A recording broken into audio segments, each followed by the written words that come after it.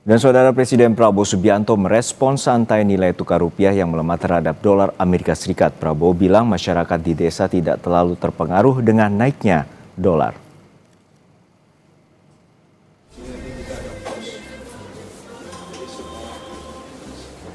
Hal ini disampaikan Presiden di tengah sambutan peresmian operasional Koperasi Desa Merah Putih di Nganjuk, Jawa Timur. Sambil guyon, Prabowo bilang selama Menkyu Purbaya masih bisa tersenyum, masyarakat tidak perlu khawatir.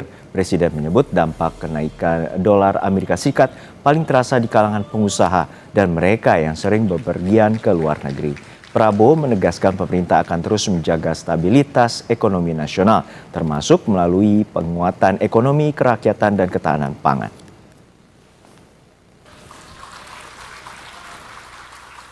Selama Purbaya bisa senyum, tenang aja, nggak usah khawatir itu.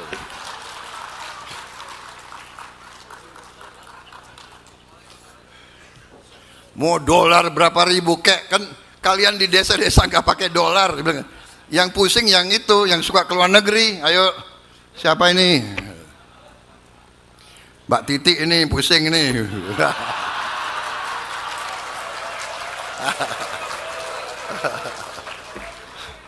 Mana lagi nih yang menteri tapi pengusaha? Coba aku cek ini mana ini.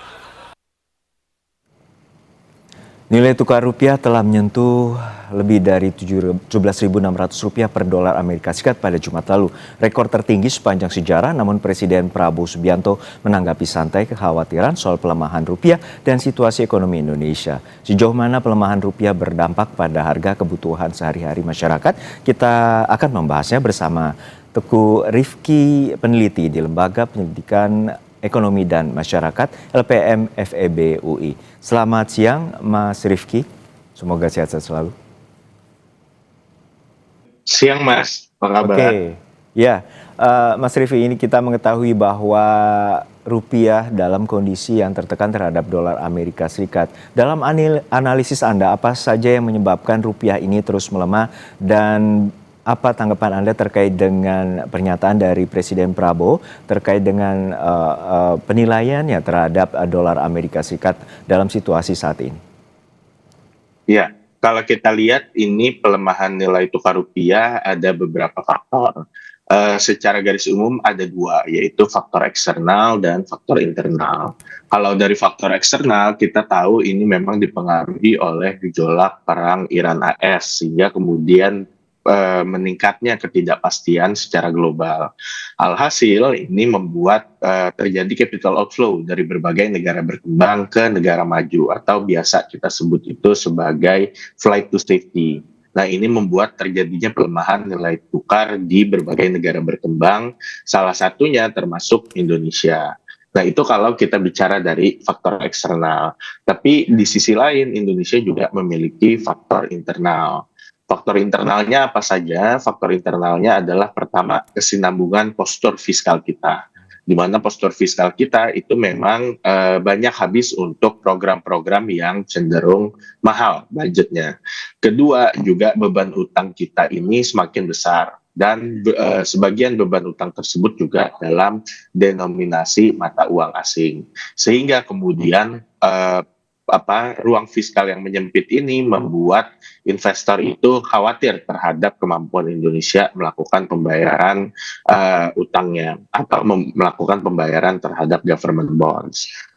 Lalu untuk sisi internal lainnya juga memang ada faktor ketidakpastian kebijakan.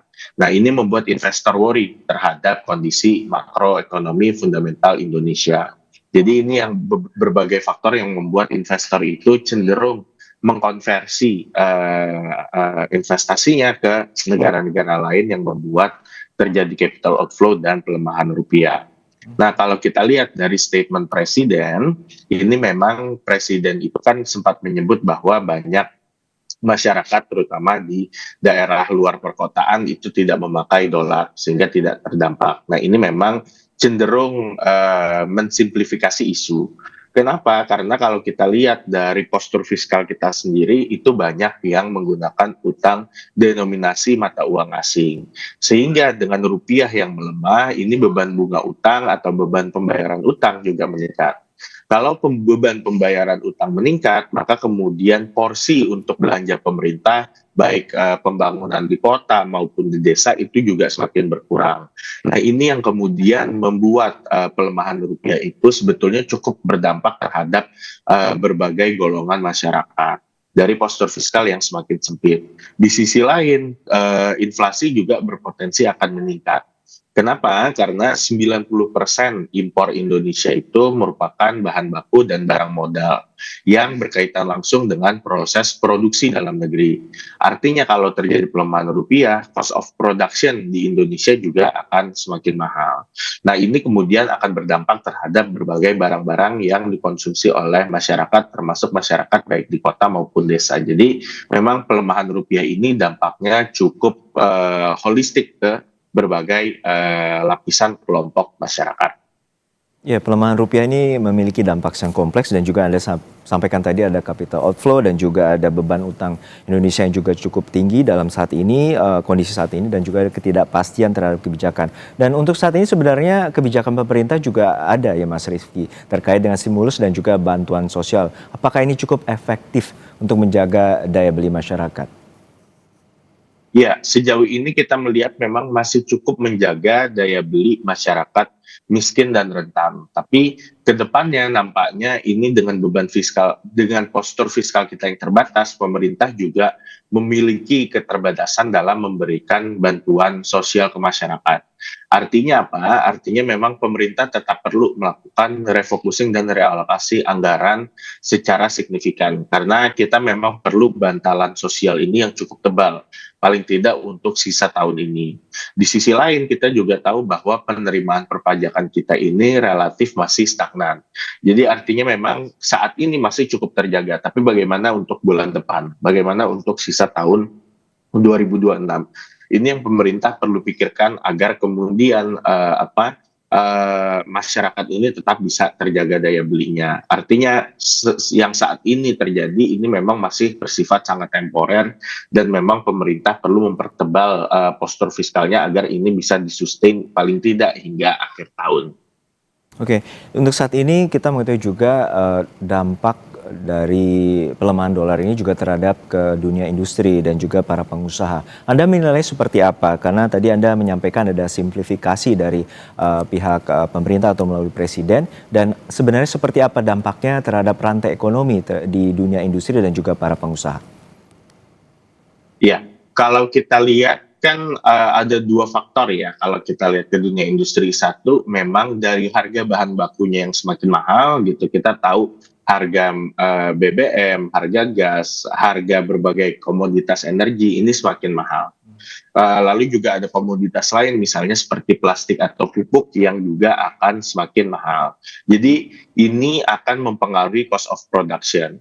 Faktor kedua adalah pelemahan nilai tukar rupiah. Rupiah yang semakin melemah ini membuat biaya impor tadi akan semakin mahal. Jadi selain harganya juga sudah semakin mahal, konversi untuk impornya juga akan semakin mahal. Sehingga ini meningkatkan biaya produksi dari para industri atau produsen di dalam negeri. Implikasinya antara dua. Satu adalah produsen ini mempastru kenaikan harga produksi ke konsumen, yang ini akan menggerus daya beli konsumen dan mendorong terjadinya inflasi. Atau kedua, produsen ini memilih menyerap sebagian kenaikan biaya produksi tersebut dalam bentuk pengurangan profit margin. Artinya dalam skenario ini adalah produsen yang akan tertekan dari kenaikan harga ini. Jadi memang di dua skenario ini tidak ada yang favorable. Either konsumen yang dirugikan dengan produsen mempastru tingkat harga, atau kedua produsen ini menekan profitnya atau bahkan menanggung sebagian kerugian agar kemudian produksinya dan salesnya ini tetap berjalan.